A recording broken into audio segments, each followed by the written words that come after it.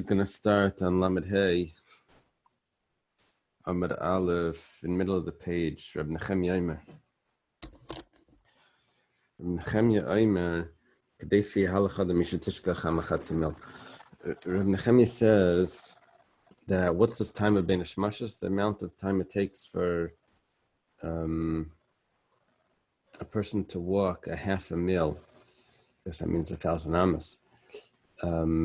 From sunset, starting at sunset. Okay, what was Rabbi Yehuda's opinion? Remember, Rabbi Yehuda's opinion was, we weren't sure if it started at sunset. According to Rabbi Yehuda, there were two opinions. There was Rab and Rabbi Yosef. One says it starts at sunset. I think that was Rab's opinion. And the other one said it started a little bit after sunset.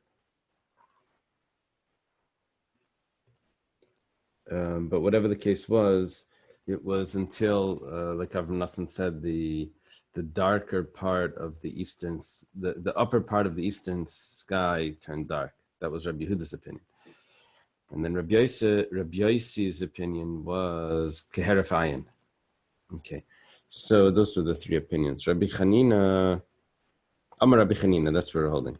If you want to know the measurement of Rabbi Nechemia, Yiniachama Breisha Carmel, Beard Bit Pil Bayam, Viyala, so Shiri Shal Rabbi Nechemia. If you want to know how long it takes for Rabbi Nechemia's Bein Hashmashos, you're on the top of the Carmel, Mount Carmel, I guess, and the sun there is setting. You run down the mountain, you go into the sea, probably the Kinneret, and you toivel, and then you get back up. That's the amount of time. Yeah, it can't be the Kinneret. It has to be the Mediterranean. Mediterranean. Who mentioned over here that it's the Kinneret? That would take a few days. Oh yeah. Unless we adjust what Carmel means.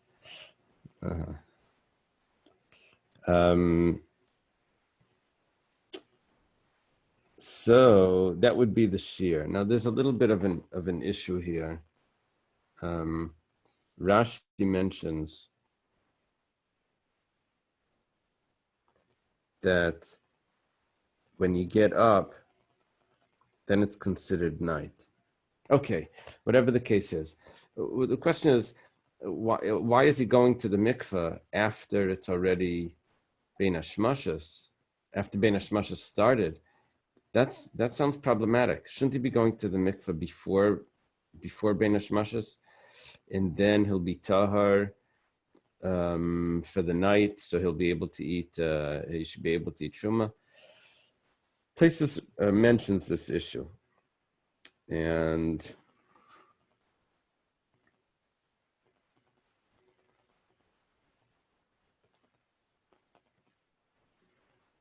I mean the simple answer would be is that it's just a shear.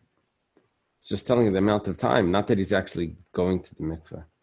Because if he's going to the mikveh after Bein Hashmashos starts, then he's entering into a doubt of did he go by day or not?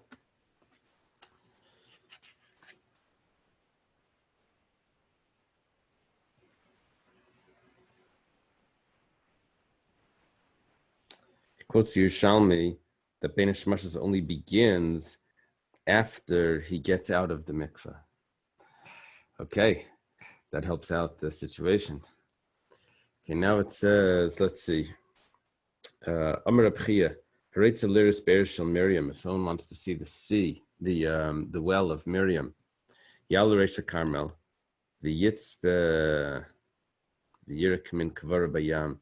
You go up the mountain, and then you wait, and you'll see a sieve, something that looks like a sieve or like a round rock or something in the sea. V'zuhi be'era shel Miriam. This is the well of Miriam. Amarav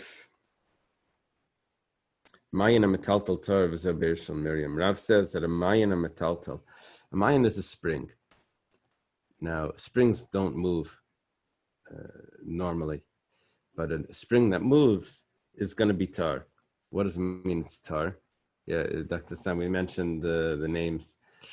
I didn't say them specifically, but the ones that you were going to mention. So what does it mean that it's tar? Well, Rashi says it's not going to be considered she'uvim. She'uvim means water that's drawn that would ruin a mikveh. So here it's a mayan, it's a spring. It comes from the underground waters. And that's going to, even though it's moving around, it's going to be tar. Well, very good. That would mean that the Be'er Shel Miriam, which is a spring that moves around because it was a rock that the water came out of, that was tahar.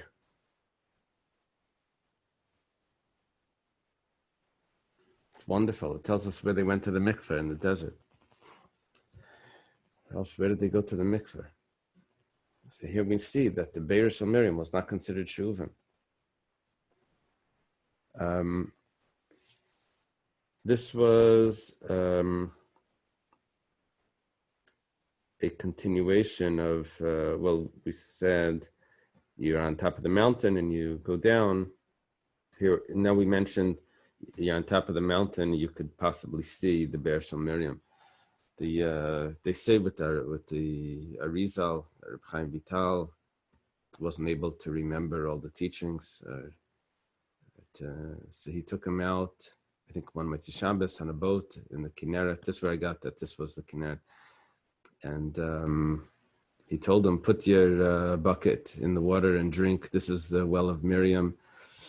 And he drank from it. And after that, I think the Reb Chaim Vital was only by the Arizal for like 18 months or 13 months or something.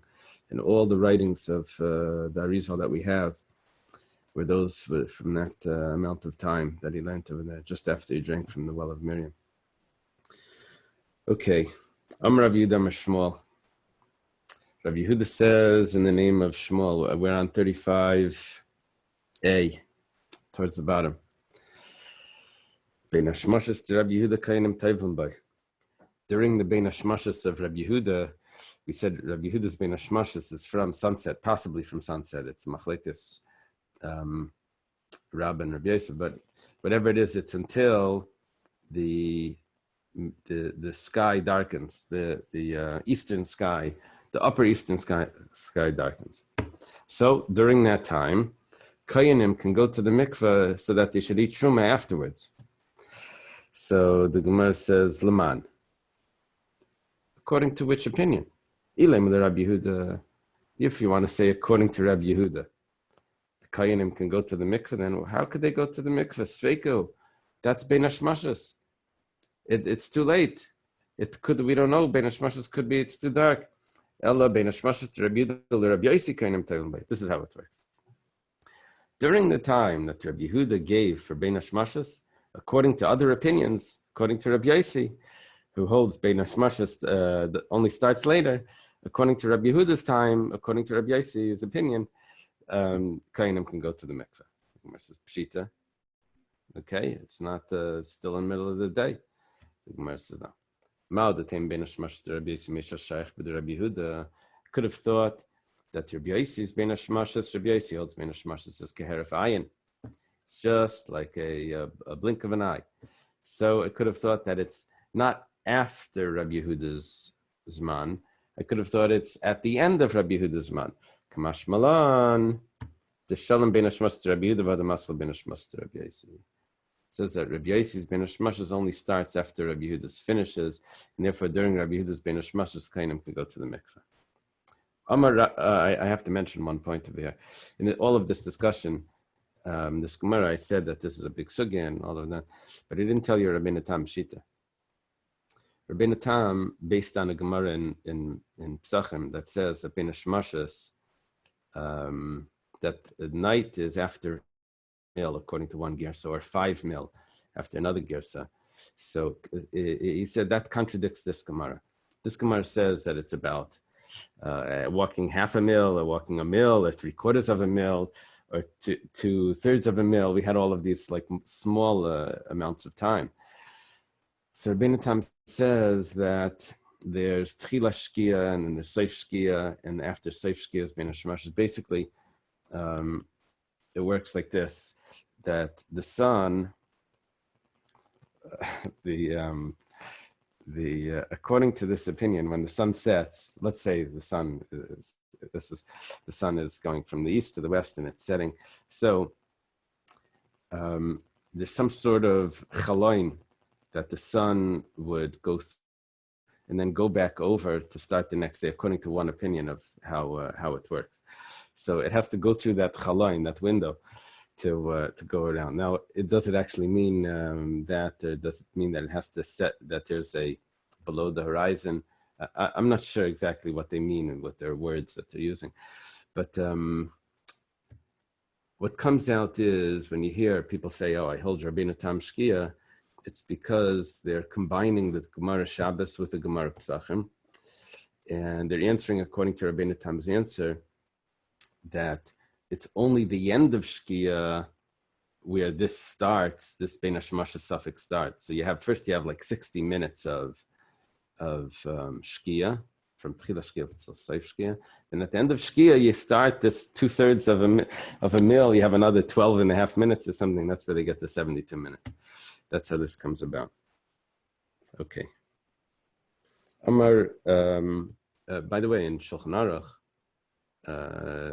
that's the opinion. Is you start reading Shulchan Aruch and Hilchos Shabbos, you start to see after the sun sets, you can still do malacha and all of this.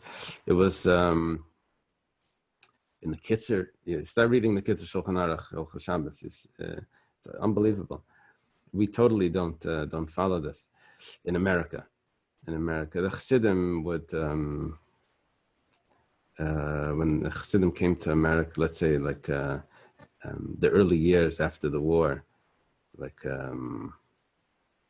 in the Satmar community, they were still keeping Rabbeinu Tam Shkia. After Shkia, Erev Shabbos, I think, then the Poskim said, we have to stop this. It gets confusing to people in America. Like, the Shabbos doesn't start yet. It did start. It didn't start. So Shabbos starts for, we have a lichbenchen that everyone keeps. And then 18 minutes later is Shabbos. That's how we do it here. Okay, Amar Rabba Bar Bachanam Rabbi Yechanan Alacha Rabbi Yehuda Linyan Shabbos, Valacha Rabbi Yossi Linyan Truma. Rabba Bar Bachana says the name of Rabbi Yechanan. It's a very common pair. Rabbi Yechanan in Eretz Yisrael. He says that for Shabbos, we're going to follow Rabbi Yehuda's opinion. For Truma, we're going to follow Rabbi Yossi's opinion. Okay? Bein HaShemashos starts according to Rabbi Yehuda, either at Shkia or a little bit after Shkia. And Rabbi Yossi would start at the end of that. Whenever his ends, that's when, which is when the sky darkens, that's when Rabbi Yossi's would start. The Gemara says, I get it. Shabbos, you want to start early. It's the Deraisa. You don't want to take chances there. So, Avalinian Truma, what are you saying? Truma is Rabbi Yossi's opinion. What do you mean by that? Are you talking about the Kayin? That's Tommy has to go to the mikveh before nightfall.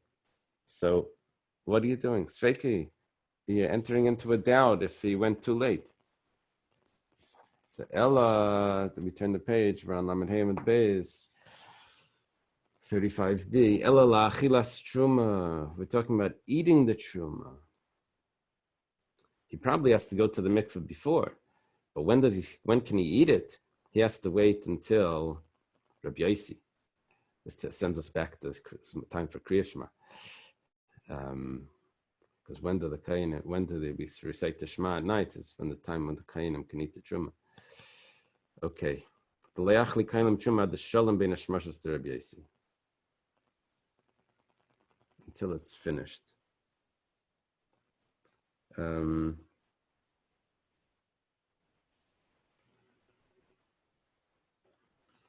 There's a Taisus on the side. It says Hikshar of Pyrus. He asks, why didn't the Gemara say something so simple? Should have said that Shabbos starts with Ben Hashmashas of Rabbi Yehuda, and it finishes with Ben Hashmashas of Rabbi Yossi. I mean, stick to your subject, and then say that we have to be strict for both.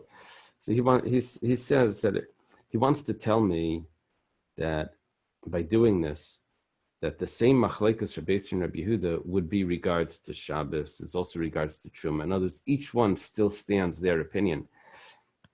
It's not that Rabbi Yehuda was just machmer because of Shabbos, but he would also agree. No, he's trying to tell us that the machlekes applies to different cases. They really held their opinion.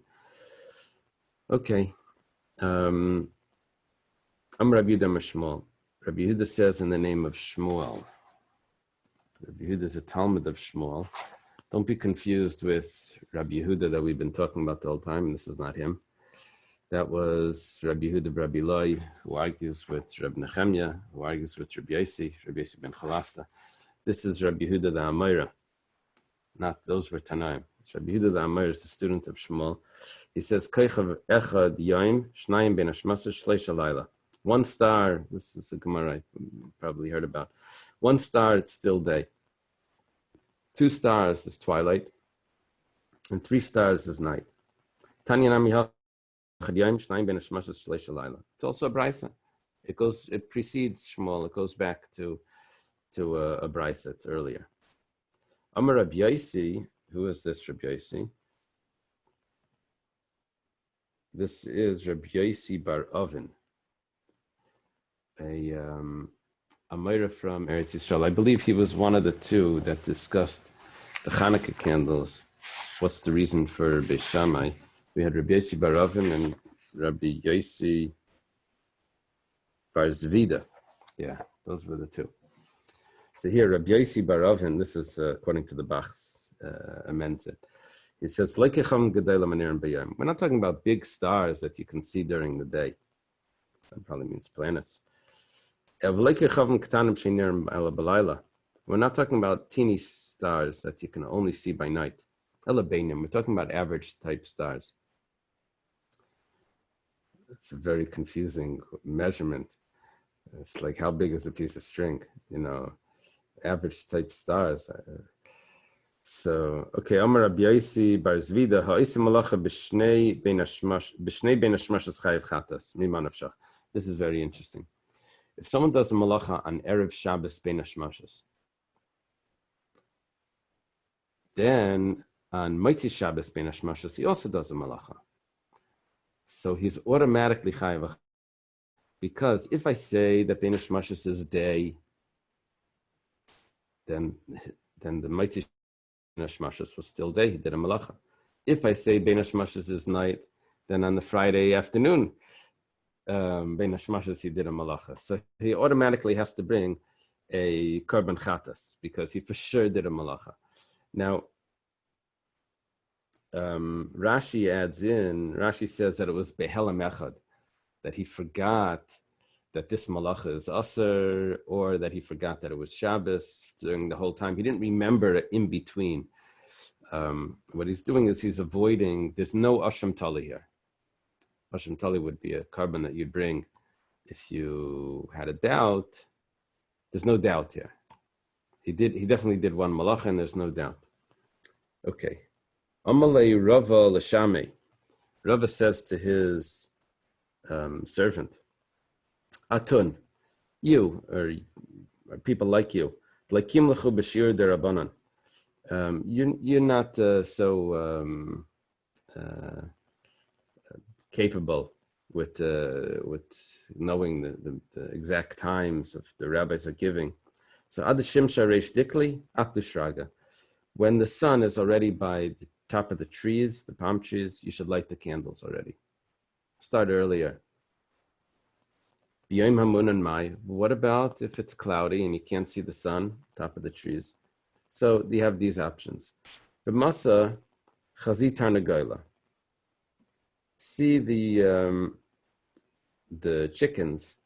They start to sit on top of a fence or whatever while it's still day. And bedabra, if you're in the field, orve, then the ravens will sit down when it's still day. Inami, or else, adane. Adane is a type of grass or a flower that it turns towards the sun. I think most flowers would do that. They turn towards the sun. But this one, the interesting thing is that even on a cloudy day, it's still you can still see. So it would be, because you were able to tell if it was starting to set. The sun was setting by looking at that flower. Okay.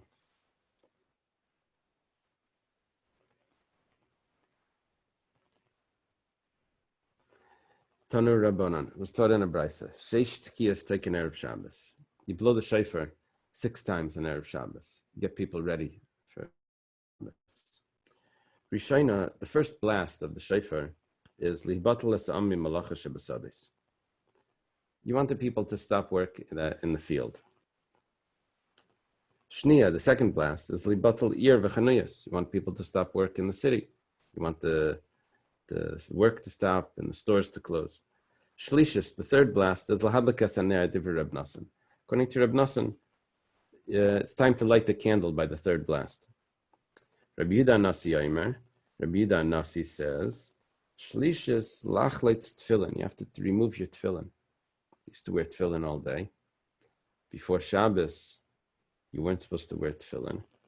So on Shabbos, you're not supposed to wear tefillin. So you have to remove it before Shabbos. I forget where we had a Tosfos that said, we had a Gemara that discussed taking off tefillin if you say a bracha when you remove the tefillin. And then we had a discussion, when would you say that bracha? Maybe Erev Shabbos, you would say that bracha because then you really can't wear it on Shabbos. So, V'shaya k'dei tzlias dag katan. Then you wait after this third blast. You wait the amount of time it takes to roast a small fish, a sardine, or I don't know, k'dei lidabik pas latana, or to be able to put the bread into the oven. Used to slap it onto a wall, the bread, or like a piece of dough. V'tekeya Maria tekeya. Then you do another 3 blasts. Tekiya, trua, tekiya. B'shavas, and then it's Shabbos. Okay. Let's assume that when it says you wait that amount of time to roast a fish, that you're not actually doing the roasting of the fish, because we've learned that once you light the candles, you're supposed to accept Shabbos. Unless that's not from Talmudic times, unless that's from later. Rab Shimon ben Gamliel. Rab Shimon ben Gamliel says, Man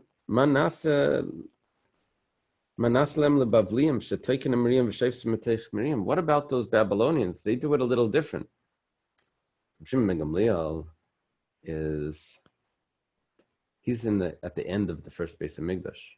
So there was a Babylonian community there during the first base of Mikdash that never came back. Remember, what came back was only the 42,360 that came back with Ezra. But the Babylonians, they also start Shabbos with blowing the shofar, but they don't end with a tekiah. They end with a trua. So taikin umeriyan. Havalu chamisha. 1 second. They only blow 5 times then, because if they are ending on a trua, and then it's Shabbos. This is corresponding to the siren, that they have in some communities. So they only have 5. We're supposed to have 6. They blow 2 tkiyas, and don't worry, it's still 6, is what the Gemara is saying. It's still 6. They blow an extra tkiyah in the middle, but they just don't end with the tkiyah, they end with the trua. There's got to be some significance here of how they're experiencing Shabbos coming in, if it's a tkiyah or a trua. But whatever the case is, we're asking, it seems like it's a problem. People maybe will get confused or whatever. The Gemara says, Minagavisem biyadeyim. That's their custom. That's the way they do it in Babylonia. That's the way that they do it. Masnila Rav Yehuda, Rav Yitzchak Brei. Rav Yehuda taught Rav Yitzchak his son. Shniya lahad l'kasaner. The second blast of the shofar is time to light the candles. Come on, who does that go like? We didn't say the second blast was to light the candles. We said that the second blast was to stop the work in the city. And the third blast, according to Reb Nosson, was to light the candles. What would Rabbi Yehuda Nasi hold? When do you light the candles, according to him? He says that the third blast of the shofar was to remove the tefillin. So Rashi says that according to Rabbi Yehuda Nasi, it would be the fourth blast. Where did I see that?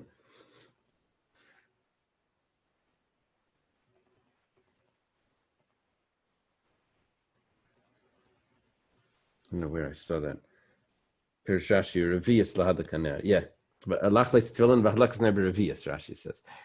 The fourth blast. Fourth blast wasn't like a significant pause. We just said Tkiya, Trua, Tkiya. That's what we did. Those 4, 5, 6 sort of like went together. So the fourth one would be time to light the candles. But who says at the second one is lighting the candles?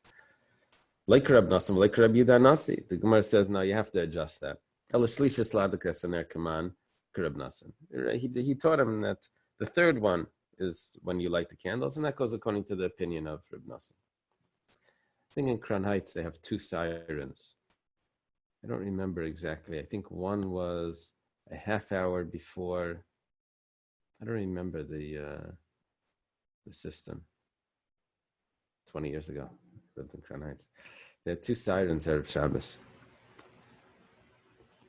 Okay. Tana Debei Rabbi Yishmael, Sheish Tkiyas taken Erev Shabbos. It was taught in the yeshiva of Rabbi Yishmael, very similar to what we just learned, that 6 blasts were blown on Erev Shabbos. And Hischel Litkaya Tkiya Rishayna, they blew the first one. Nimnu ha'imdim besada milada milacher shemlasas kol malacha shebesadis. So the people in the field, they stop weeding, they stop plowing, they stop doing all the work of the field. However, you don't enter the city yet just because you stop the work. You have to sort of wait like at the entrance. Everyone's going to come in together. And they all come in together. I'm sorry. Yeah. Rashi explains, why do they come in together? You shouldn't misjudge the latecomers that were more distant. They had fields that were further out. You shouldn't misjudge them by saying that they continued working after the shofar blast. That way everyone gathers together. They all come. Otherwise, there would be room to misjudge them. You see people running in, Mamash Erev Shabbos. It's not because they were further out. You might judge them, but it's not because you were further out. There is an opinion that says from Mincha Gedola, you're supposed to stop work on Friday. It doesn't mean malacha, it means work. It means, the Torah I think holds that, from Mincha Gedola. How does he learn this Gemara? I'm not sure, I have to look at that. Okay. The yeshiva guys, they don't work the whole week. They do all their work Friday afternoon. Everything there. It's exactly the opposite. Okay, so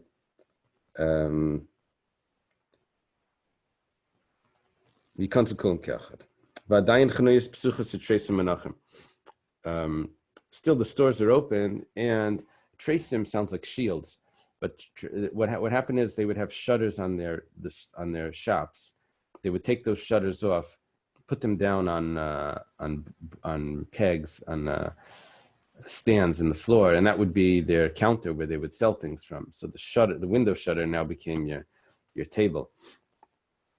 If they blew the next time, so the second time, you took off those tabletops, the shop. And you close the shops, which means you close those windows.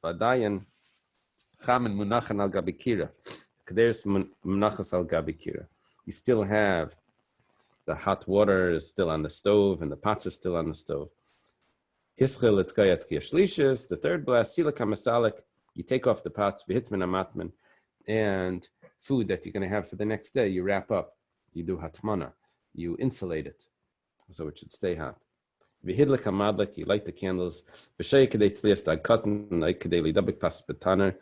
V'tekeo Maria v'tekeo b'shovis. Okay, you wait the amount of time it takes to roast a small fish, or to slap the bread into the wall of the oven. You blow tkiya trua tkiya, and then it becomes Shabbos. Amar Rabbi Yosi bar Chanina Shemati. Rabbi Yosi bar Chanina said, Rabbi Chanina says, I heard Shimbad lahadlakach shesh tkiyas madlik. If you didn't light yet, you can still light after the sixth one. Why? Sounds like it's too late. Well, how does he get his shofar back home? The guy that blows the shofar, he has to get his shofar back to a safe place. How does he do that? There must be a little bit of time that they left for him to get back home. So it's still before Shabbos, so you can still light the candles if you missed it. If you missed the third blast, lighting at the third blast.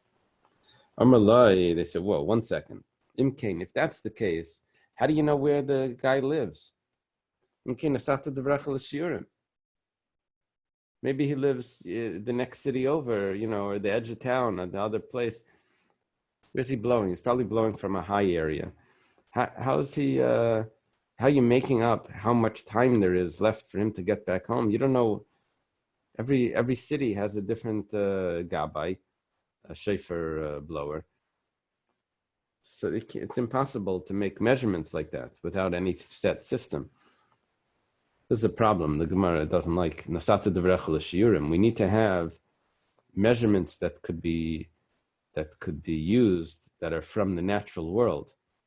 The size of an olive, the size of an egg, some natural thing that everyone can look at and use. You can't just say for so and so, for the shofar blower to get back home.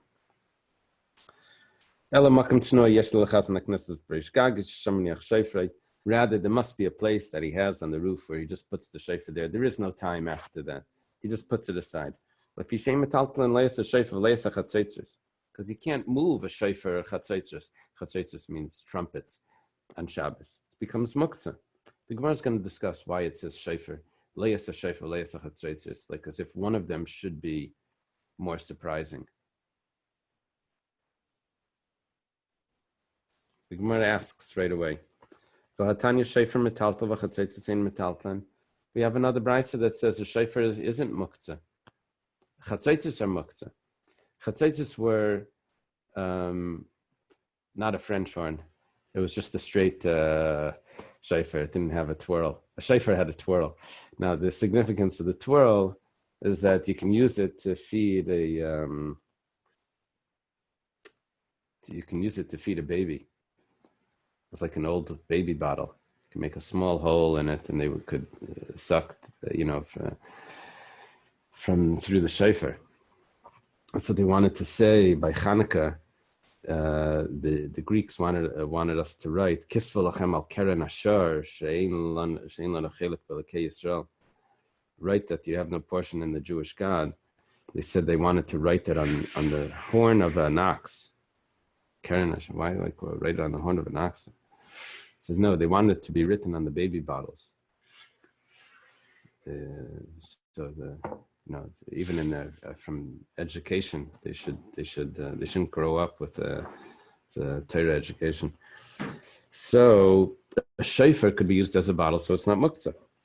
But chatzaitzes cannot be. And here we have a contradiction. You just said before that they're both muktzah. Amar Rabbi Yosi like kasha, kam b'yachid, kam b'tzibur. Depends. If it's a personal shofar, then he could have children. But b'tzibur, there's no use for it. What are you doing with it that you're saying that it has a purpose? Because you can use it to feed as a baby bottle for a child. We're on top of Lamed Vav.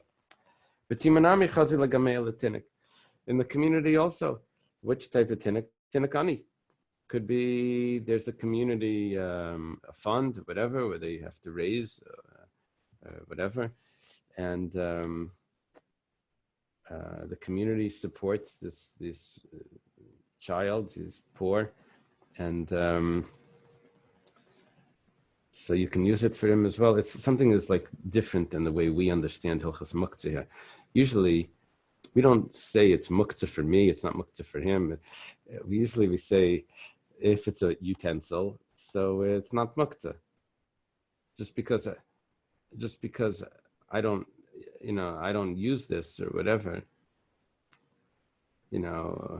Say I don't know, I don't drink tea. So a teacup for me becomes muktzah. Shofar has a use. You know what I'm saying? A shofar has a use. But our Gemara somehow is not going with that. Our Gemara is saying, 1 second, it has a use for an individual. What's the use that it has for the community? The community, it also has a use. It's a very interesting thought. Okay. Vesu, and there's another problem. This is getting even worse. This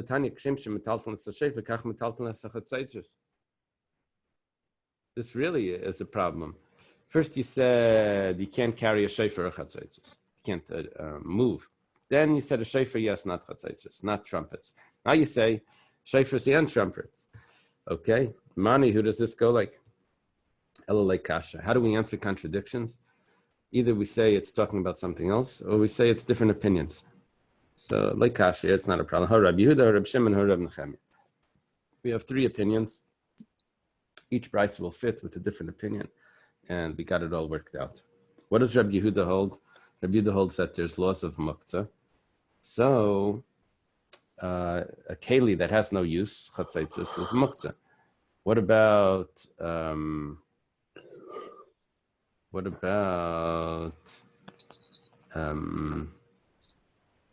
the chatzaitzos? It doesn't have a use. So chatzaitzos is taka muktzah, and shofar is not, according to Rabbi Yehuda. What happens? Chaim, you had a question? You want to say something? Okay. What about Rab Shimon? Rab Shimon holds there's no such thing as muktzah. So Rab Shimon has a very lenient opinion. So for him, you could do shofar, you can move a shofar or chatzaitzos. Now Rab Nechemia, see, the laws of muktzah were instituted in stages. It's interesting. The laws of muktzah, I think, were instituted by Nechemia, not this Rabbi Nechemia, but like Ezra Nechemia. Reb Nechemia holds that the muktzah is much more than just items that have a use. He holds muktzah is anything that could be carried. He has a very strict opinion of muktzah.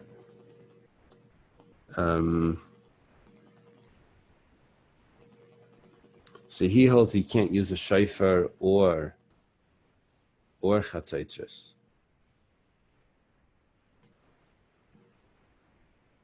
He holds everything as aser.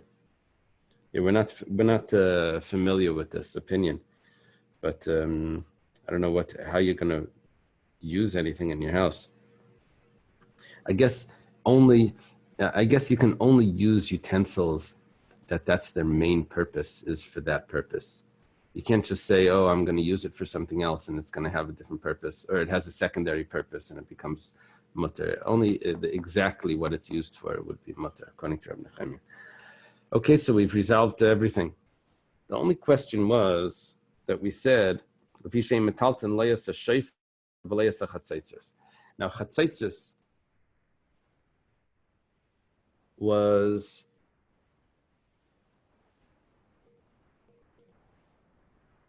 you really only had to say lefi shein metalton es hashofar, which has more use. And if you want to say it like a chiddush, you would say lefi shein metalton leis hachatzaitzos v'leis hashofar. Not only the chatzaitzos you can't move, but you can't move the shofar either, because the shofar you wanted to conclude with, right? That's the. So my shofar, the Gemara says like this: when you said shofar in that case, nami chatzaitzos, it's actually referring to chatzaitzos. Kidder Rav Chizda, Damar Rav Chizda, Hani Tlas Mili Yishtani Shemayo Mechichar Beis Hamikdash. When the Beis Hamikdash was destroyed, there's 3 things that the names switched. used to be called this. Now we called it that. Chatzeitza shufra chatzeitsarta. Chatzeitsarta, a trumpet used to be called a shayfer. Became a shayfer, and a shayfer is called a chatzeitzers.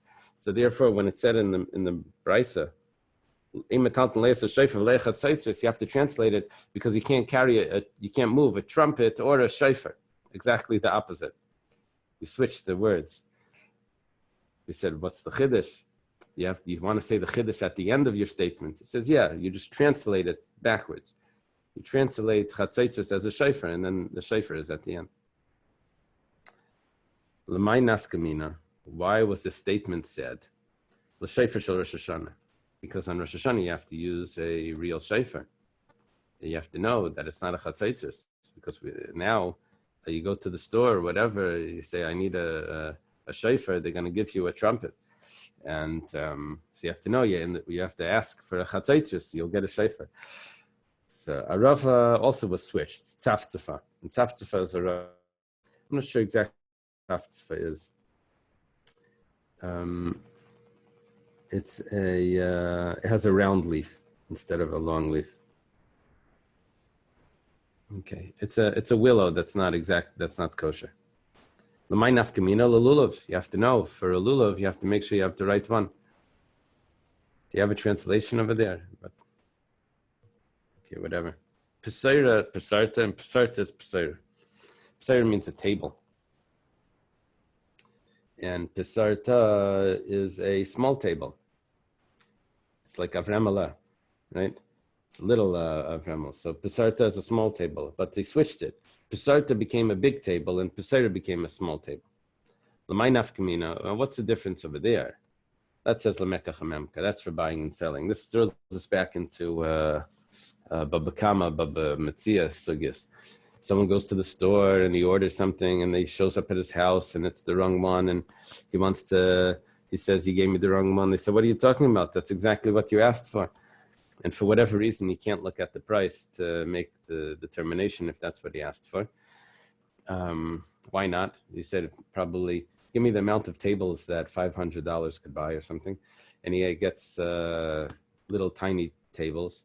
I said, well, you said a pesaira. That's the little table now. That's the word switched. Okay. Amar Abaya, afanu noimar huvlila bekasi uvlila. We also have another thing that switched. The word switched. Huvlila hemsis. That's the part of the stomach, the first part of the stomach. And that's switched for Beikasi, which is Beikaisis, Beikasi of Lila. I don't know if you remember in Chulin, one of the stomachs had a thick skin, and it was sort of like a beehive. So like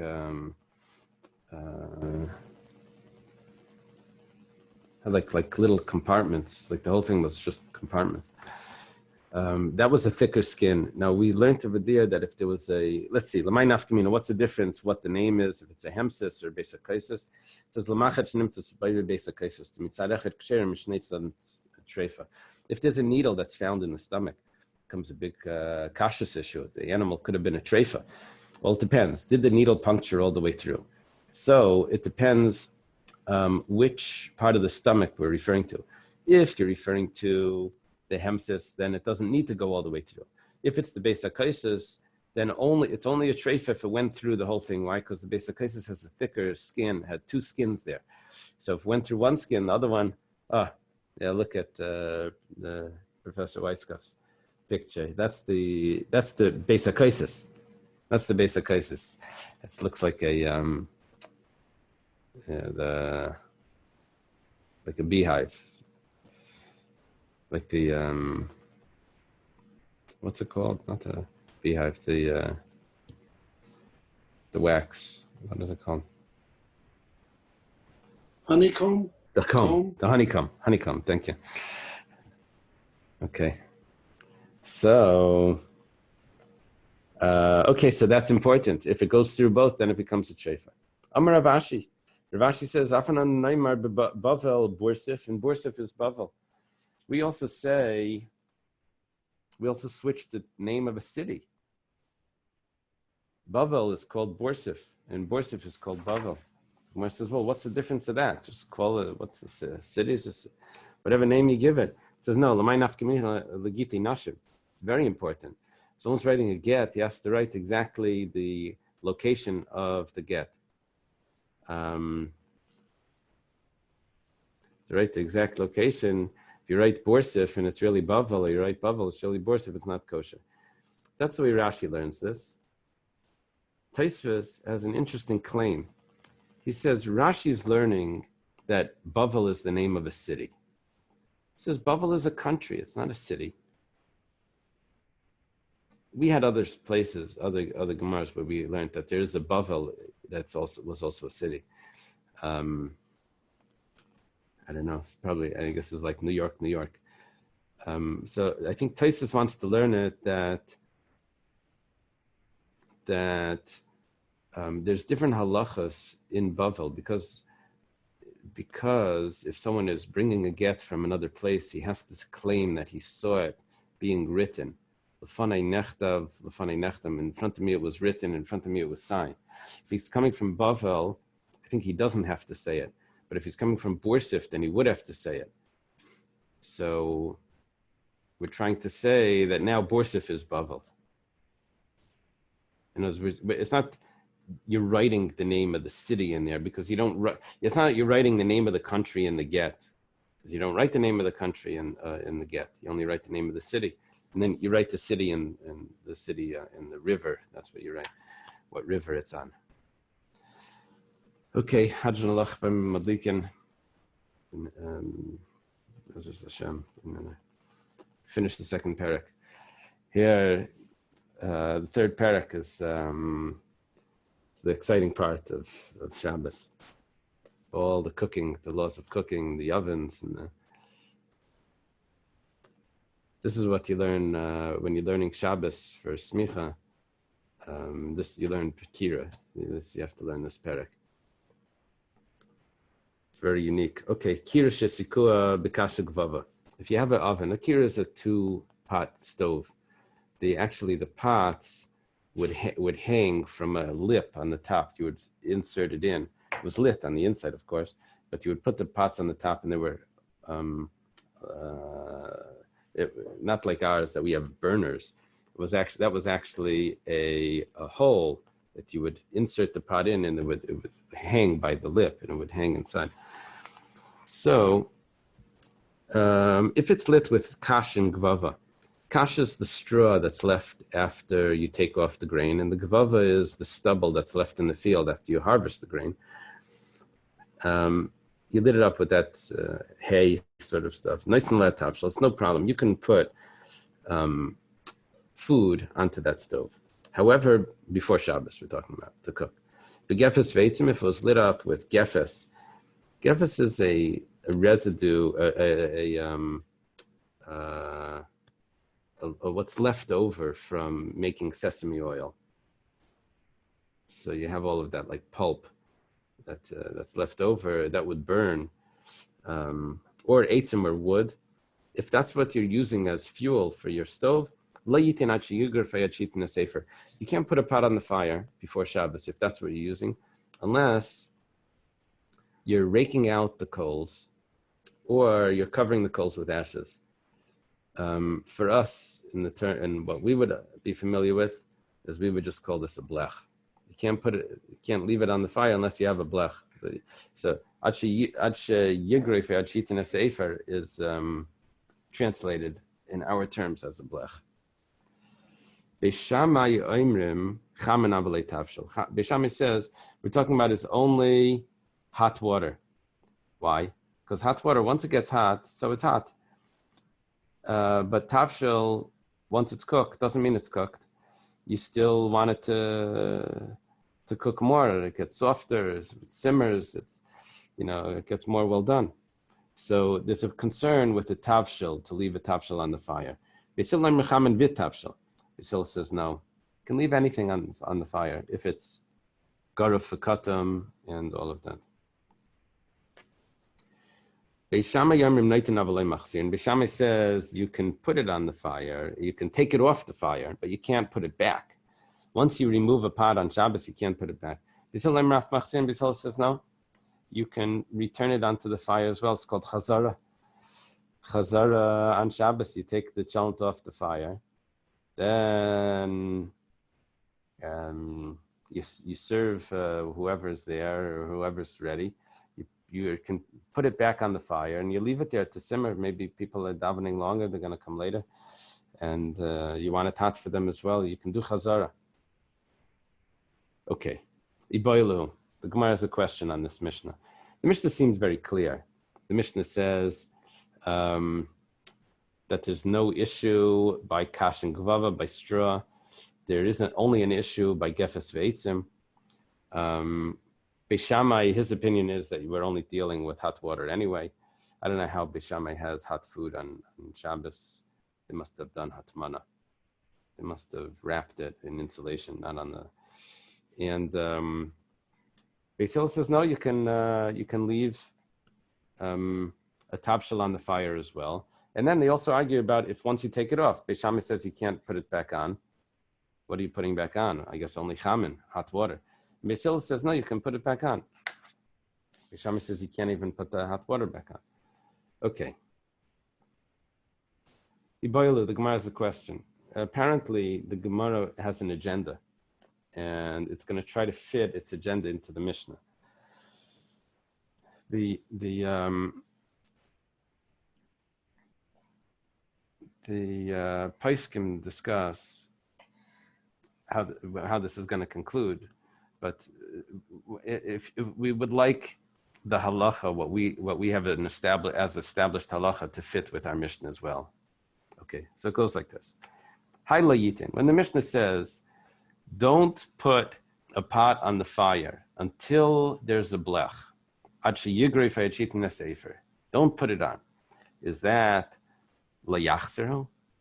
That I need the blech, the grufa and ketuma, the raked out or the ashes covered over, I need that in order to do chazara, in order to return the pot to the fire. But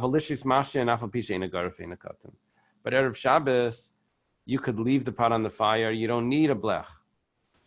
I only need a blech for chazara. If you're going to want to return it on Shabbos, that's what the Mishnah means. And this is the opinion of Hananya, and this is our agenda. We're trying to get the Mishnah to go with like Hananya. The Tanya was taught in a Braisa, Hananya Omer. Hananya taught, Kol shu kamaychal ben drusai, mutal l'shaisi al gabi kiraf pishein agaraf in a katim. Hananya holds that anything that's edible, basically edible, like because it's cooked, kamaychal ben drusai. Michael ben drusai is machlaikas. 1 second.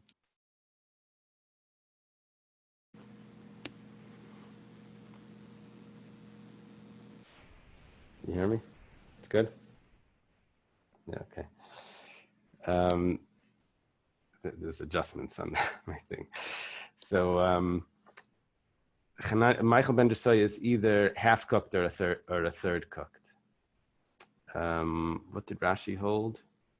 Rashi held it was a third, right? We had it before once. And the Rambam held half. I think that's what we learned. So Michael ben Drusai, once it's cooked to that amount, since it's already edible, basically the Drusai was a robber that was always on the run, so he wouldn't cook his food too long. He would just like a quick cook and then he would eat it, and then he had to run, police or whatever. So he would cook his food just slightly, and once it's cooked amount which is already edible, then we're not concerned that you're going to stoke the coals because it's basically edible anyway at that point. So he holds that you're allowed to put it on the fire at that point without a blech. That's Hanania's opinion. Why do I need a blech according to Hanania? That's only if you're going to take it off the fire and you're going to put it back on, then you're going to need it. Oidilma, that's one pshat in our Gemara, in our Mishnah. Or maybe Lishes Tanan. Maybe the Mishnah actually means what it said, that in order to leave it there, if you rake the coals and cover them with ash, then good. In means good. means yes, or not, or if not, v'kolshkin lahachzer, and for sure you need a chazara. Okay, we're learning chazara means you took it off on Shabbos, you're putting it back on Shabbos. That's the way the Rashi learns. Other Rishonim learn that you're taking it off before Shabbos, and you want to put it back on Shabbos.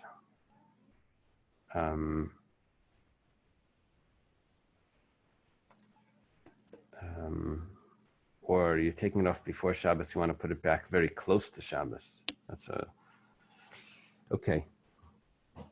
We're learning that you're taking it off on Shabbos and put it back on. Tashima, we need an answer. What's the Mishnah? What's the case of the Mishnah? Tashima, come and listen. Midaktani trei bavi b'masnisin. It has two clauses in the Mishnah. Bisham ayemrim chamin avalei tavshel, hot water but not the stew. That's what you're allowed to leave on, Bisham's opinion is. Bisalem chamin v'tavshel, Bisal says hot water and the stew. And then it says Bisham ayemrim noitin avalei machzirin, Bisalem maf machzirin.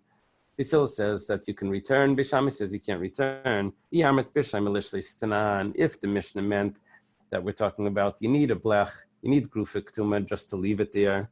Hachiktani makes clear. It's very clear the Mishnah. If the oven, the stove rather, was lit with straw and stubble, mashin ala tavshel, you can leave a tavshel there erev Shabbos. But if it's that's fuel, that's wood, or it's the pulp of sesames, lo yeshe, you can't leave it.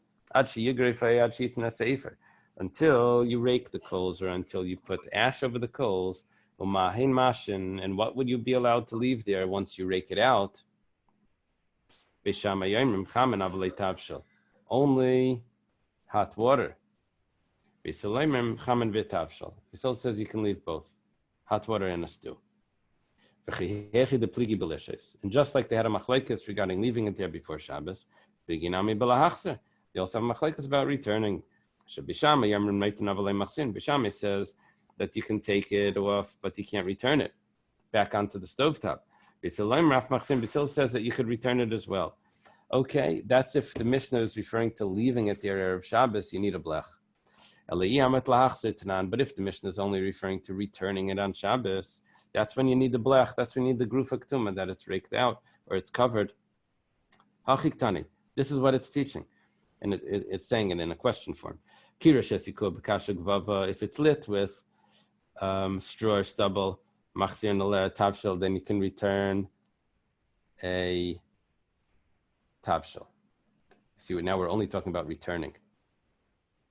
If it's lit with straw, you can the tavshel. Begefes ve'etzim, if it's lit with that other fuel, lo yachzer, you can't return. Then you have to have a blech in order to return. You have to either rake out the coals or cover the coals over with ash, which to us means a blech. To return. No one's discussing leaving it there. Leaving it there is for sure okay, without a blech. And what do you return? You can only return hot water, but not a tavshel. Bishel says that you can return chamin, hot water, and a stew. You can take it off of a lay machzir, and Bishel says you can return it as well. Now you just see that was totally repetitive.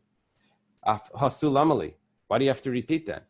You just said, according to Beis Shammai, you're only allowed to return chamin. And now you're saying that Beis Shammai says that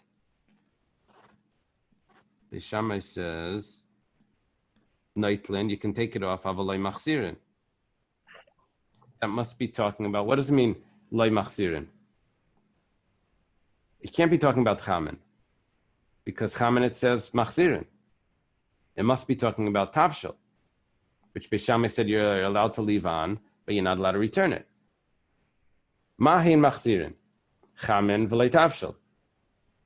Now the Mishnah continues. It says, Noitlin, you can take off the tavshel, avalei machzirin, but you can't put it back on. Well, so you just said that before. Right? So the Gemara says, Laila mei malach, we can adjust this and make it fit. Taisus points out that even though this is a daichek, what we're about to do, daichik means that we're really pushing it to make it work. But we have an agenda because we want to paskin like Hananya, and we would like the Mishnah to fit like Hananya as well. The academics say, by the way, that the Rambam, his method of psak is to paskin like the Mishnah. So the Gemara, the interpretation of the Gemara that fits best in the Mishnah is going to be how he's going to paskin. So the Chasuri Mechser V'Achiktani. Really, I can tell you lahachzer tanan. Go down. Really, I can tell you that we're talking about returning.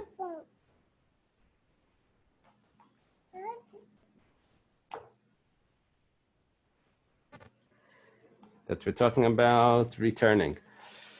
But Chasuri Mechser, the Mishnah is missing some words, and we have to adjust it like this. V'Achiktani. And this is how we'll teach it. An oven that's lit, a stove that's lit with straw. You can return a stew that you took off the oven on Shabbos back on, even without a blech. If it's lit fuel, then you can't return unless you put on a blech, which means you rake out the coals or you cover the coals with ashes. Avalishais, but if you want to leave it there just before Shabbos, you're not going to return it. You're just leaving it there. Once you take it off, you'll take it off and you're not putting it back on. You can leave it there even though there's no blech. And what are you leaving there? See, here's where we're adjusting it. Not talking about what are you returning, because then it became repetitive. What are you leaving there in the first place? You're leaving there in the first place just water, but not a tavshel. Basil says that you're leaving water and stew. Remember we mentioned chazara before, not talking about leaving it there. Lav divrei akolhi, that doesn't go according to everyone, that we said that you're allowed to return it if you break it out. Ela machlekes Beis Shammai Beis Hillel, that's really a machlekes. We mentioned it before, we were going according to Beis Hillel, but Beis Shammai yam neitel v'lei machzir. Beis Shammai says that you can't return the hot water, not the tafshel, the hot water. Beis Hillel leimer maf machzirin. Beis Hillel says that you can even return whatever you can take off, which is also the stew. Okay, so we worked it out that it's possible for the Mishnah to fit. Tashema, come and listen. We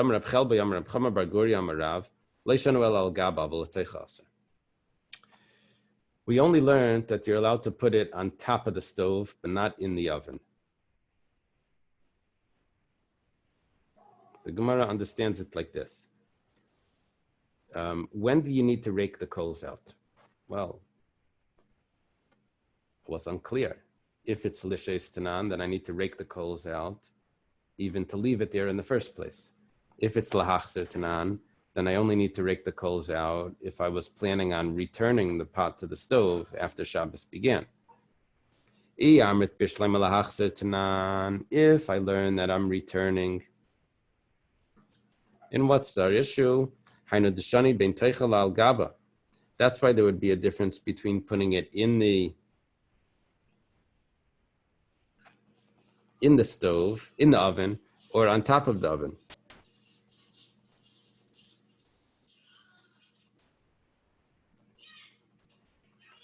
So I have to add in over here one small point.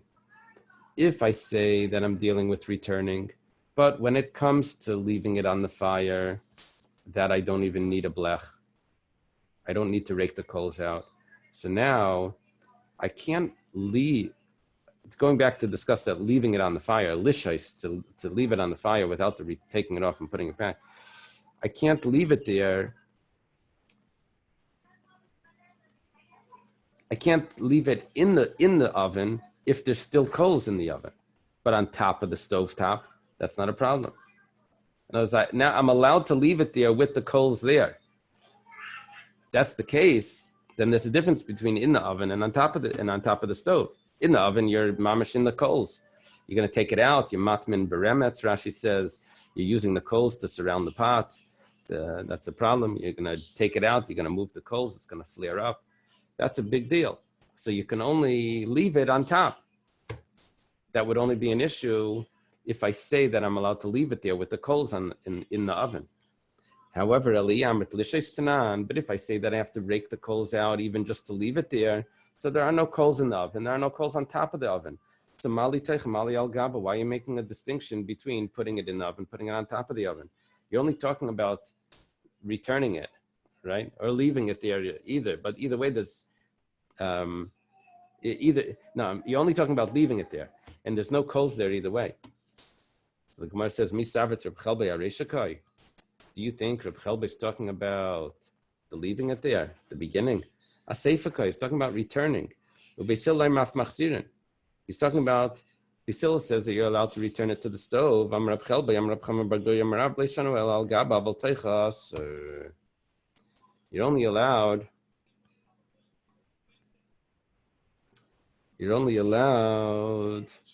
to return to the stove top, but not inside the oven. This is another halacha. We didn't mention this yet, but this is called that it's nira k'mavashal l'chatchila b'Shabbos. It looks like you're cooking for the first time on Shabbos. It looks like you're doing the initial cooking. You're not allowed to put things back in an oven on Shabbos. You can take things off the stove and put them back on if you have the conditions of chazara, which is still in your hand, the pot is still hot, you didn't change pots, there's a blech, whatever, and you didn't put it down, you had an intention to put it back on, whatever those conditions are. But that's only on the stove top, not in the actual oven. You can't take a kugel out and put it back in. And that's what we're learning here. It's because it's nira k'mavashal l'chatchila. Okay, so that's why we have a distinction between on top and on the bottom. On the top, it looks like possibly it was there before, but here it looks like when you're sliding it in the oven, it looks like you're cooking it for the first time. Okay, let's do the next piece. Tashima. These kiras amatimais, there's twin ovens, twin kiras. A kira officially holds 2 pots each.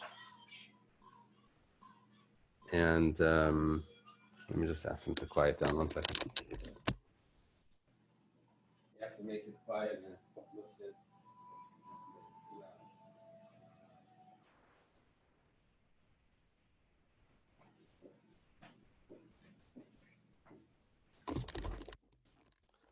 Sorry. Okay. So I have 2 stoves. Now they're side by side. Achas grufa tuma. One of them is done all halachically correct. You took out the coals from the inside, or you covered the coals with ashes. V'achas shena grufa v'enik tuma, and one of them is not. One of them still has all the coals there. There's no blech. So it says mashan al gabi grufa ktuma vein mashan al shena grufa v'enik ktuma. You can leave on the grufa ktuma. You can leave a pot on top of it. Leave a pot on the one with the blech. Well, pretty clear. Umahin mashin, what do you leave there? Bishama yamrim v'lei klum. Bishama says, can't leave anything. Okay. It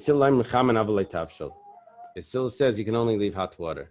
This is clearly a different opinion than our Mishnah. Our Mishnah, Beishamai was at least allowed water. I don't know if he meant returning or if he meant leaving, but he at least allowed water. Okay, let's say you took it off. Divra kol layachs, everyone agrees you can't return. Divra Reb Meir, that's Reb Meir's opinion. Okay, so we have a name to that opinion. Reb Yehuda says, Beishamai yamrim chamanav leitavshel. Shammai says hot water, but not a stew. Both, you can. I guess he's talking about leaving it there. Hot water and the stew. Beishamai says you can take it off, but you can't return it. Bissel says you can also return it. Okay. Now, if our Mishnah is talking about lishos, that I need to rake the coals out just in order to be able to leave a pot on the fire. That means I need a blech. There's no situation where I don't need a blech. If that's the pshat in the Mishnah, then Masnisin Mani Rabbi Yehudi, and our Mishnah would fit with Rabbi Yehuda. What's happening in this statement is that we're learning the first clause of the Brisa, Beis Kiris, it says Mashin al Gabi Grufa Uktuma Ve'in al She'ina Grufa Ve'ina Ktuma. That everyone is agreeing with, that you can only leave it on the oven that has the blech. What are you allowed to leave there?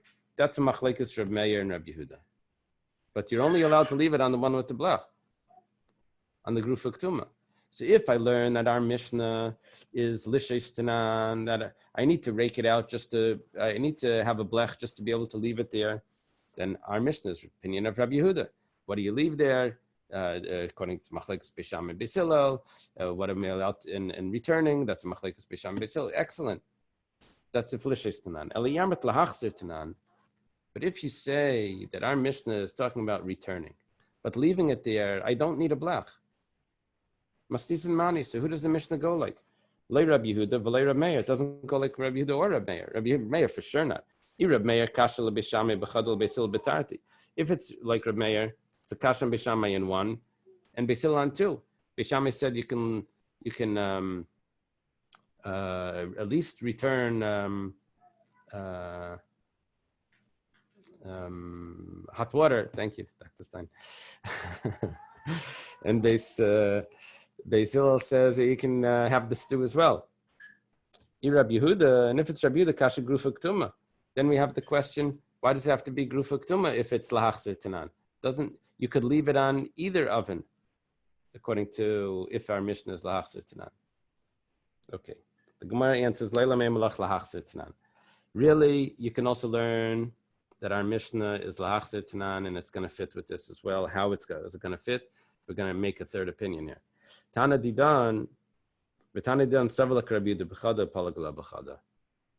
He agrees to Rabbi Yehuda in with one thing, and which is the amount, which one, cham and tavshel, all of that. But he's going to argue about one point.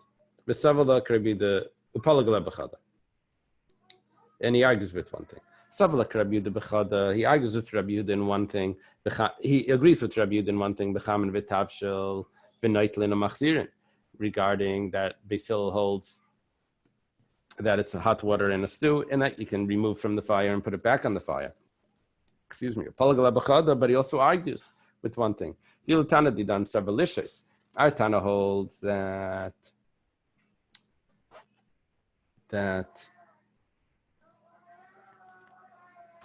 you can leave it on the fire, even if there is no blech. Rabbi Yehuda Sava, Rabbi Yehuda holds even to leave it there, it needs to be garafakatim in. That's when you can leave it there. Ilai.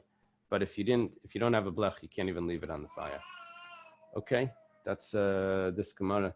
You're probably wondering, what is the halacha? Do you need a blech just to leave it there? It doesn't help. In the look in Shulchan Aruch, I think you have the same two opinions. So.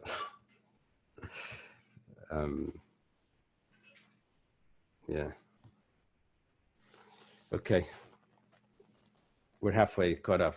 Today's daf, I think, is Lamed Zayin.